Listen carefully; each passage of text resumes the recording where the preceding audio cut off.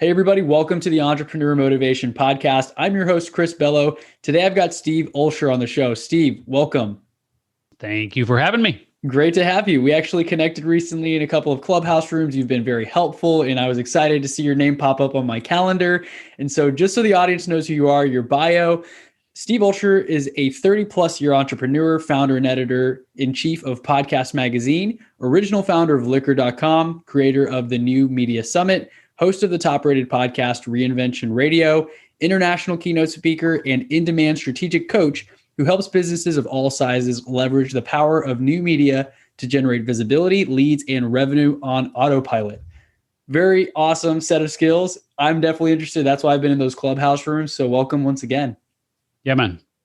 Cool. So we're going to talk about Clubhouse and just growing your icon of influence in your niche. How do you become that? I mean, I'm ready. I'm ready to learn. I'm going to take some notes here. If you don't mind, if I'm looking down, it's because I'm writing notes. No worries. So where to begin? I mean, how do you become an icon of influence? Like, what is an icon of influence to you? How do you? Yeah. Right. I guess we should just start with the definition. So to me, what it means really to be when you're an icon of influence in your niche, really what it means for me is that basically, as opposed to you're going out in the world and trying to create interest in what it is that you are doing, the world knows who you are and they come to you when they need someone who is an expert on that particular subject, right? So that's the best way to think about it. Is an icon of influence is the go-to person, so that when there's a particular conversation going on about a particular topic, you're the person that they think of when that word or words or expression or whatever comes up in conversation. Powerful, very powerful. And whenever you are a jack of all trades, you don't have that icon of influence, I would imagine, because no one really knows what you do, right? Yeah, I mean, like you think about Gary Vaynerchuk, right, as an example. What would you say Gary is an icon of? Like if you had to nail it down to one or two words, what would it be? I know he likes to talk about attention, so I would just say attention, maybe. Yeah, he has eyeballs. Sure. And so that could very well be exactly then what he is the icon of influence in. I mean, for me, even though we have a number of things going on, the fundamental question that every entrepreneur has to be able to answer, or any public figure or anyone who wants to become an icon of influence, really what they have to answer is, what conversation do you most want to be a part of, right? Like that's question number one. So you have to be able to answer that in one or two words. If you want to become an icon of influence in your niche, you have to be able to answer that in one or two words. And so for me, I would answer that with one word. I would just say podcasting.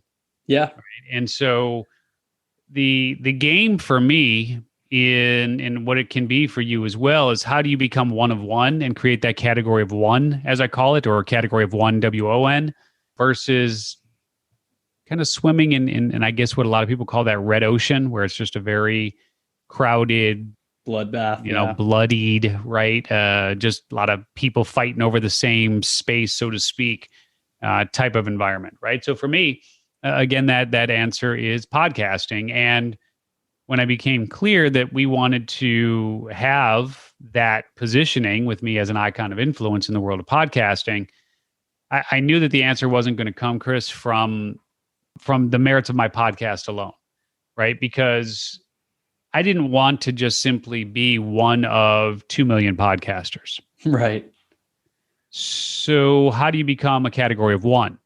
And that's where Podcast Magazine came in, right? It's just like, how do you create that category of one? How do you become one of one as opposed to one of 2 million? And I knew that it gave us more flexibility as well, because if you're in the industry in any way, shape, or form, you're going to want to connect with us, whether you're a podcast network or whether you're a podcaster or you have products, programs, and services that cater to the industry, or you just simply want to reach podcast fans, you're going to want to connect with us and through us, right? So that's really the first step here, as far as all of this processes goes, is just really understanding what conversation do you most want to be a part of, and being able to answer that in just a couple of words at the most. Definitely. And so what goes into that, from what I'm understanding, is just clarity of who do you want to be known as? When people think of that thing, what is it for you? And so for you, it's podcasts. Clearly, if you're watching this on YouTube, you can see your background, and you adjusted the camera to get Club Pod, and you've got the magazines in the background, and you've got a branded, your mic's got some branding on there as well with your personal brand. So very cool. I mean, I'm understanding for sure. And I'm working on the clarity on my side as well. Cause sometimes I'm like, well, I do real estate. I have a podcast. My podcast isn't about real estate. I'm trying to find my why, right? And you also have a book there that says, what is your what? Yeah. Very powerful title right there. So you really have to define that for yourself for those listening. So how did the podcast thing, like when did that start? How long ago did you start Reinvention Radio? So we've been podcasting off and on since 2009. That's when I released my first episode of Reinvention Radio. Okay. Yeah, a long time. And then a little bit on, a little bit off, a little bit on, a little bit off. But since about 2015, I've been consistently creating shows. Then I got a little burnt again in September of this year. I don't know if I was really burnt so much as just times are changing. We evolve, we adapt, we just become different people. Depends on, things that happen in our lives. And so I had a lot going on with Podcast Magazine. Haven't done anything since September of 2020 with Reinvention Radio. And then Clubhouse comes along. I looked at your podcast. I saw a few recent episodes from this year. One about Clubhouse. Right? Yeah. Well, and so not only are they about Clubhouse, but we're doing all of our episodes live on Clubhouse. So now I'm not doing it anywhere else. I'm just doing it live on Clubhouse, recording, and then releasing it as an episode. No editing, no nothing. Just Sweet. Bam, here we go, end of story. So I've got the fire again, and we're doing more episodes. I'm sitting down with Pat Flynn next week, and Michael Stelzner, and just anyway, lots of fun folks coming on. Yeah, very huge names. And that's been the power of Clubhouse. I mean, I was hesitant at first, you see new things come up. Like I never really got into TikTok. I wasn't interested in doing dance videos or anything like that. And then I kept hearing about this Clubhouse thing, right? Yeah, you probably get a good following on your TikTok with those dance moves you just did. But the Clubhouse rooms, man, talking to Pat Flynn, asking questions to people like John Lee Dumas, people who've been in the podcast game forever, whatever it is that you love. I even see these other rooms on like psychedelics and whatever experiences that you want to talk about. You can basically, it's like a live podcast where you can interactively talk to people in your field, right? It's been insane value. So how did you jump on Clubhouse pretty quickly when you got wind of what it was? I'd like to say yes, but the answer is no, because there were people who were telling me about it back in the summer. So really? Summer of 2020. And I kind of looked at it and I was like, I don't know. It's just not really my vibe, or I don't know, whatever. And then I kept hearing about it. Oh man, all right, fine. So finally around December of 2020, December 14th to be exact, I was like, fine, I'll set up an account and let me just play around with it. And then it's like, well, what's my, what's my handle going to be, right? So I'm like, I don't know. Let me see if podcast is available, right? Because I owned liquor.com and I know the value of domains and that sort of thing. So I thought maybe if I could get a decent handle, then that would have some value. But podcast was taken. I was like, all right. So I added an S, and then I became @podcasts, which was readily available. And then I started digging around, looking, and I'm going, okay, this is pretty interesting. This is like a perfect storm for me, because for me, radio has always been the holy grail. Yeah. Like I love radio, but more specifically, I love talk radio. And call in and just being able to actually talk with people and take questions and this, that, and the other. So this is just kind of the best of all worlds for me. And it's a really interesting moment in time where there's just so many converging trends, where you have the movement away, like you mentioned TikTok, Chris, right? And so TikTok is fun. It's interesting. But the reality is those people are working pretty hard to create some of those videos. And if you go to YouTube and you look, and it's just like, they got all the fancy graphics and the pows and the this, that, and all that stuff that you need to keep people's attention. And so you've been seeing this now for a while, where the gap between the haves, in terms of those who have the time, energy, and resources to invest in creating really high level content, and those who just don't have those same deep pockets or wherewithal to do so, you just started to see that gap widen and widen and widen, right? In terms of the haves and the have-nots. And along comes Clubhouse, and now it's got nothing to do with likes, nothing to do with comments, nothing to do with anything other than the words that come out your mouth, right? Right. So the ladies, I don't want to go on camera, my hair, my makeup, and even some guys are like, I don't look great today, whatever, they don't want to do it. Here, you just show up and you talk. Yeah. And people connect with you based on the content and the words as opposed to the way that you look, right? Or the way that you just come across. So it's just a really interesting convergence of trends. And then everybody being at home, perfect storm. But even outside of COVID, I know there's been some talk about that.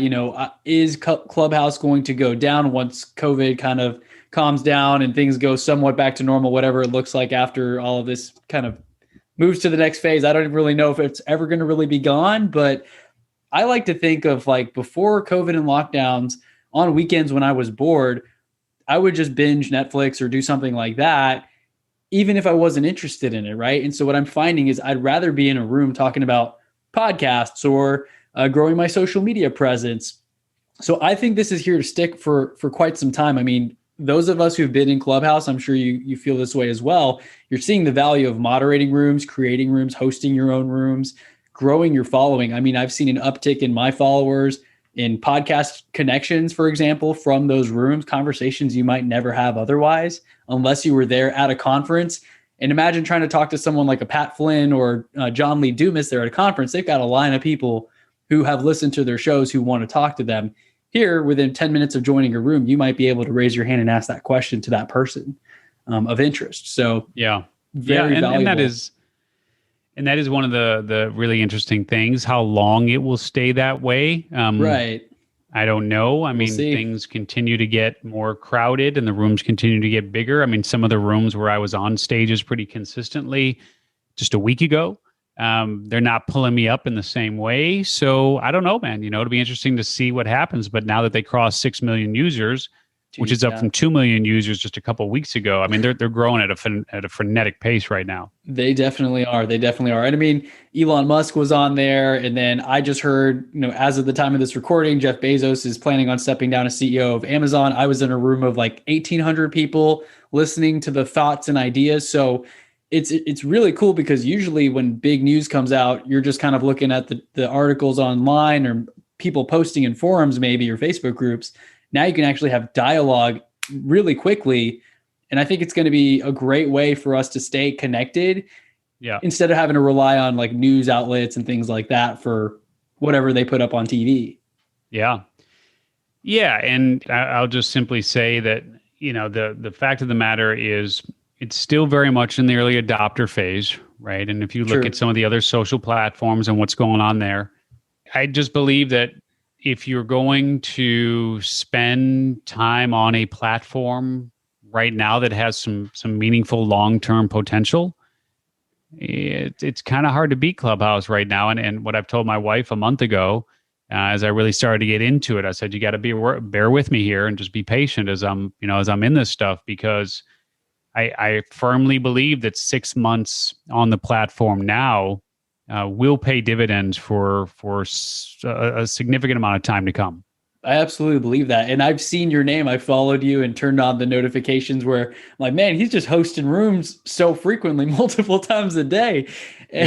And so when we were about to talk here, I was like, I wonder if he's hosting a room right now that he's saying goodbye. Is he on right now? Let me see. I might actually be on a stage. Let me double check. Yeah. Hey guys, I got to go. I got this interview in 5 minutes and then I'm going to jump back in the room. But it's really cool that you can just pop in and out as you please. And so I agree with you. Time invested now in this early adopter phase will pay dividends. You're going to grow your following, your groups. 6 months from now, your platforms are going to be the ones that people are going into, and you've got 1,000+ person rooms. People talking about podcasts. I definitely see that happening. Yeah, I mean, we've been pretty fortunate in jumping on the bandwagon here pretty quick, and we launched Club Pod. And I was just going to double check it right now, but we in roughly a month or so, we've gotten to where we at right now. So we just crossed right now 23,000 members and followers. So very cool. Yeah, and at the pace that we're going right now, I honestly believe that we're going to be at over 100,000 members and followers in Club Pod by the end of May. And I also believe that we're going to be able to open up a room And every single time we'll have 500, 600, 1,000 people there. That's amazing. If not much, much more. The engagement in that is so crazy because previously I would jump in Facebook groups and try to find things that I'm interested in. But at the same time, it's, comments, and people can hide behind their profiles and keyboard warriors, snarky comments. Whereas Clubhouse has been very, for the most part, I haven't seen any bullying personally yet. And if that happens, I know there's rules in place and kicking people out of the rooms and banning them. So they're making it a really good effort of just making it inclusive and very conversational in a way where all ideas are welcome and just healthy debate, right? So learning eliminate a lot of the trolls, right? I mean, just in terms of the comments, trolls won't jump in. Yeah. It's much harder to do. And And I do think that there's been a nice turn of events here in terms of people learning how to communicate respectfully, and how you can still have meaningful conversations with people. And I had a conversation that got a little heated with somebody, but I mean, it's not like we were calling each other names or anything of that nature. I just disagreed with his position. And because you can't have two people talking at the same time, it really does mimic real life in a lot of ways. And so from that standpoint, I think there's been an interesting shift towards what we're going to tolerate and what we're not going to tolerate. And people just aren't willing to tolerate that sort of abuse in any way, shape, or form on this platform, which is a refreshing change. It definitely is. I'm sure you see this on Facebook and even on LinkedIn. It's just people start talking about politics or different laws or whatever it is that they're battling it out about. And they're just so combative and name calling, and it's just very interesting to see. I'm always very kind of neutral, like, I just want to see both sides. I know that's kind of bad. Sometimes you should probably just pick a side and be like passionate about what you believe in and all that. So I'm sure you're seeing that in Clubhouse, where people are, like you said, they're very open. They're open to having you have dialogue and stuff like that. So very cool, man. But I guess, do you have any suggestions for someone who's interested in growing their Clubhouse, they're following, they're adding value, obviously being that icon of influence, picking that thing that they want to be the expert in? Is that the first step, is defining that, right? Yeah, for sure. I mean, that's definitely going to be the first step. And then you really got to start thinking about, okay, where do I add value around that conversation?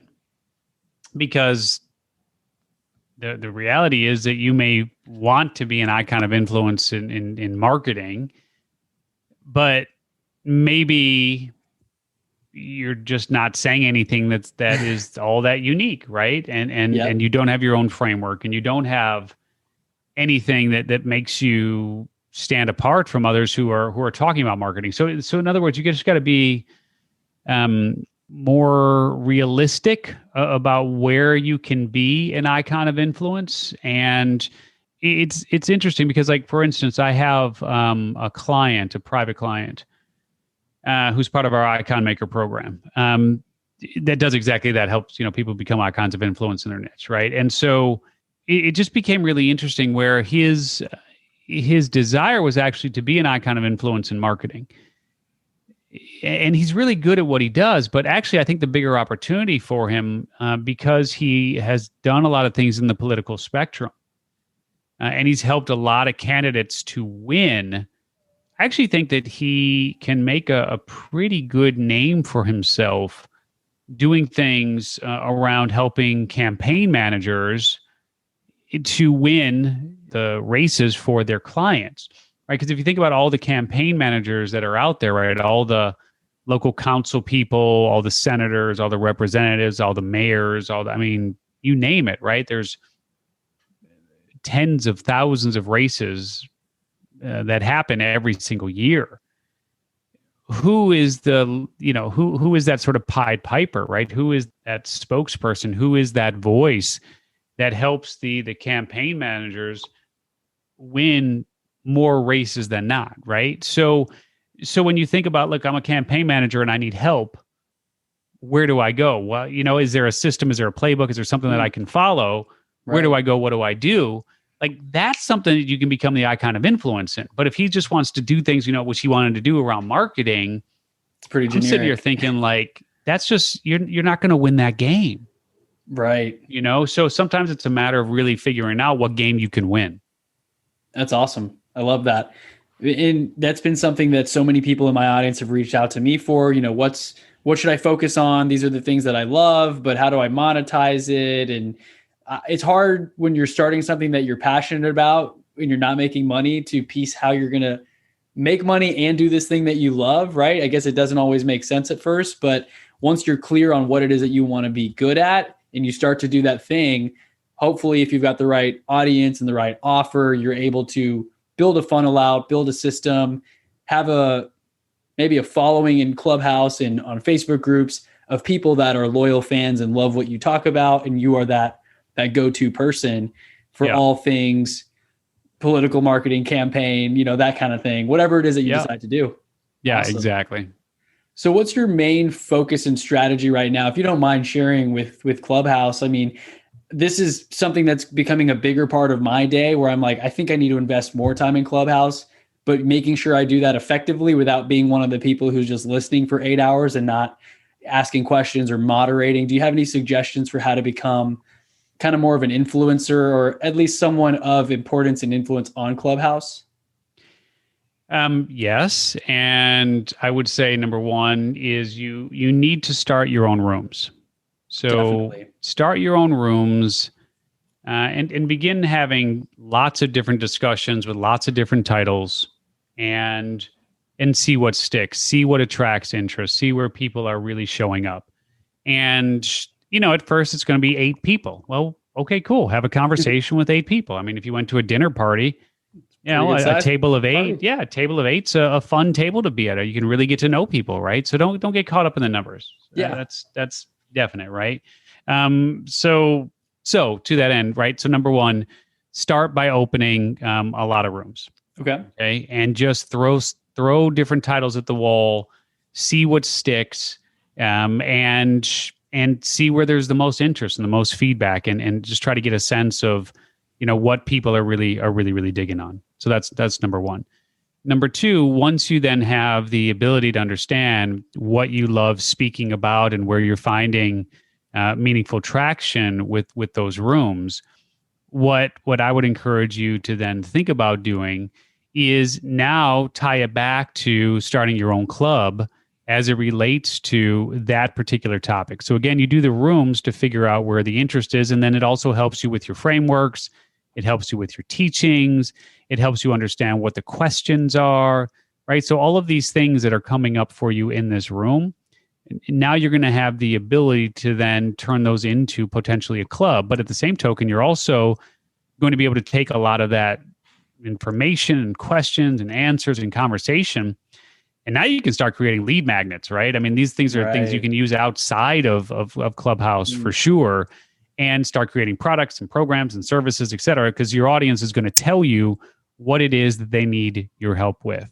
So throw a lot of stuff up against the wall, see what sticks, and then get really clear on what your club can be. And so name it something that is appropriate for your area of expertise. Don't get cutesy, like name it what it is. I mean, Club Pod, I guess, is a little bit cutesy, but it's a club about podcasting. And so kind of hard to get that one wrong. Yeah. And number 3, of course, once you have your club, now you've got to go and start going into a lot of rooms. Like if you look at what I do, my icon has a little picture of me, but it mostly shows Club Pod. So it's very identifiable. So when I go into a room, and there's some people are going to go, oh, that's cheesy. Don't do that. It looks dumb or whatever. You're overly promotional. And you know what? That can happen. And you're not going to please everyone all the time. So, but it's working clearly. So it's working. Yeah, it's working. So that way people see you. And that way when you, when you're in the audience and you raise your hand, it also shows up with that little picture. So when you raise your hand in a room, the people see your little picture and they see your name. So again, it just helps to brand you. So branding yourself in Clubhouse is super important, right? So having the club, branding yourself for sure, showing up into a lot of rooms, of course, getting onto as many stages as you can. And once you get onto those stages, do it in a way where you are giving first. So you're just giving without the expectation of reciprocation. You're giving people the most help you can. You're giving people your best strategies, your best tactics, et cetera, et cetera. And eventually you'll get to the point where people bring you up on stage, where people moderate you, and then you return the favor in your own rooms, right? So now in number 4, you got to reciprocate. So now you have to reciprocate for others. Anybody who brings you up on a stage, that's your buddy. You need to take care of that person whenever you get to a stage and you have the opportunity to bring someone up. And at the end of the day, number 5, it's just time. I mean, this is one of those platforms where you can't just post something and hope.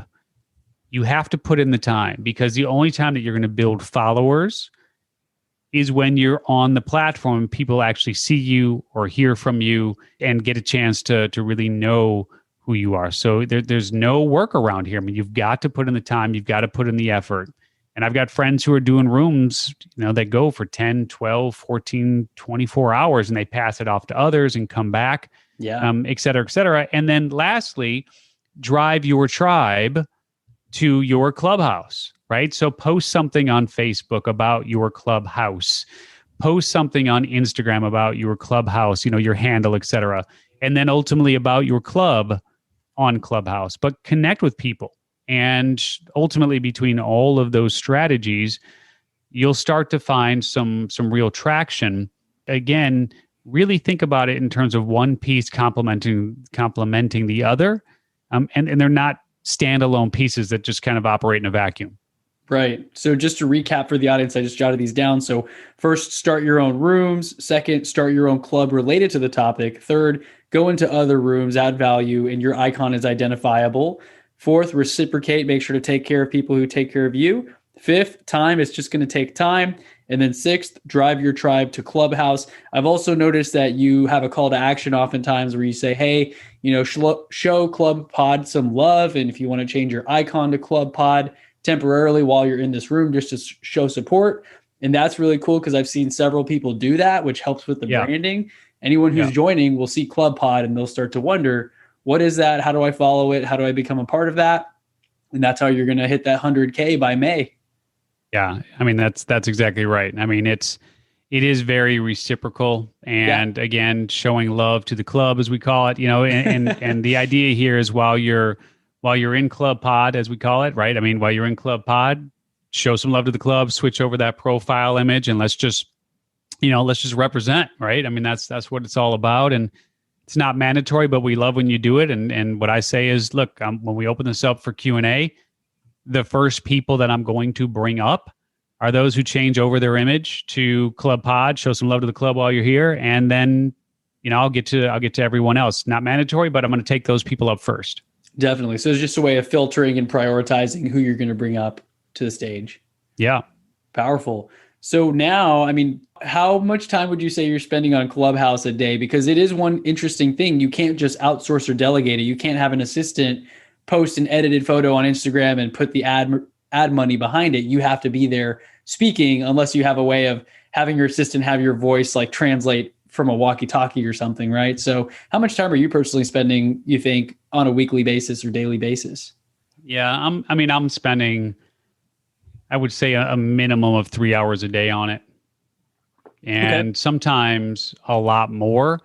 But there's also times I coined this term, which is called leeching, which is LEE capital CHING. And so what's leeching? Leeching is basically when you see someone on stage who stays on a stage even though they're not actually present, in an attempt to gain more followers simply from having presence on that stage. Right. So you start to see that more and more, where if you're on, in a room and you hear somebody go, all right, well, let's see what Tim thinks about this. Tim, are you here, man? He's not there. Tim? Tim's taking a nap. Tim must be away from his phone. We'll go right back to him, right? And so that happens quite a bit. And there have been some times where I have been on a stage and I'll stay on that stage and I'll just leave it on. I'll go to bed and I'll come back in the morning and I'm still on that stage. And I'll come in and I'll chime in, and I've definitely picked up followers overnight. I mean, it happens all the time, but not everybody is going to allow you to do that. And people are starting to catch on to that a lot more. And it's not really fair to the people that are carrying the room and you're just sitting there leeching off of them. So, right. that's fallen out of favor pretty quickly. Yeah, I did hear that. I interviewed a guy named Tony Watley a few weeks ago, and he's grown his following. Tony, sure. Yeah, Tony. He's based in Houston as well, where I live, and I interviewed him on my show, Side Hustle Millionaire, and he's grown his following to like 16,000 on Clubhouse in the first month or something. And he was telling me about that strategy of just leaving it on, staying in a room overnight, or when you're not at your phone. But of course, that the rules are changing quickly behind what's cool, what's acceptable. You know, the etiquette, so to say. A lot of people who are new will say, hey, I'm not sure, what does the flashing mics mean? And of course that means applause. So you kind of start to learn these things. And I'm sure a lot of those rules and what's acceptable and what flies and what's cool and what's not cool will kind of adapt over time. So thank you so much for those tips, man. That's so helpful. And are you pretty addicted to Clubhouse, would you say? Like, how do you actually draw the line and just sign out? Because I have FOMO. I see all these great topics popping up on my screen all the time. Yeah, my addiction, unfortunately, it lies more in the vanity metrics, which I know I've got to get over. Yep. But like it's just so hard. Oh man, it's just so hard when you see your buddies and they're doing what they're doing, and then you're like, really? But then you got to keep it in perspective. And like Tiffany Haddish, you know, has 1.4 million followers right now. Like you're never going to catch Tiffany, right? And even Joe Budden, the podcast dude, right? I mean, like. When you start typing podcast in to find people, when you do the search, right, to find people that come up with the word podcast, I'm usually number 2 on that list. Okay. And I'm going to be behind Joe. And Joe has like, you know, 1 million followers or something. That's not a bad place like to be second for sure. Right. So I got to get over that and be more intentional about the time that I spend on it. But actually, one of the things that we're doing that should help long term is we're opening up Club Pod right now for others who want to open rooms under Club Pod. So we're making it so that not anyone, but a select number of vetted people will be able to open rooms under Club Pod. That's something that we're pursuing right now. So that will help in terms of growing the audience for Club Pod, which means when I open rooms in Club Pod, that'll help me and so on and so on. Definitely. And do you offer a Facebook group or anything like that where you're trying to drive people to connect off of Clubhouse? I'm just curious to see if you have that as well. Yeah, okay.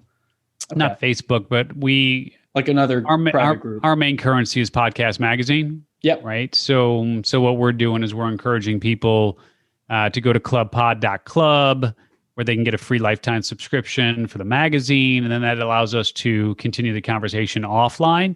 Okay. And yeah, I mean, we've been picking up a lot of folks who are joining us on that ride for sure.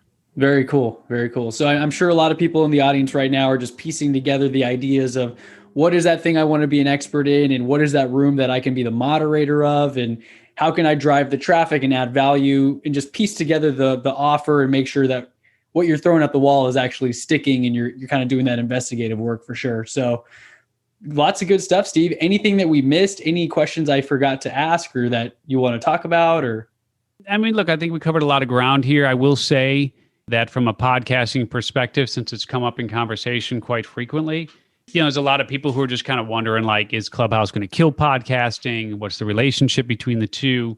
Right. I know that when I'm spending time on Clubhouse, I'm not listening to a podcast. True. Period. Right. I mean, you can't do both. What I do also know is that Clubhouse is live, and there's obviously the FOMO, and the recordings are a whole other discussion. And podcasts are evergreen. So for me, at this point, I'm going to continue to move down the path of pursuing the best of both worlds.